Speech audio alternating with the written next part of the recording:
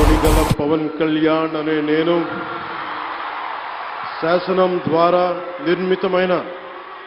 భారత రాజ్యాంగం పట్ల నిజమైన విశ్వాసం విధేయత చూపుతానని, భారతదేశ సార్వభౌమాధికారాన్ని సమగ్రతని కాపాడుతానని, ఆంధ్రప్రదేశ్ రాష్ట్ర మంత్రిగా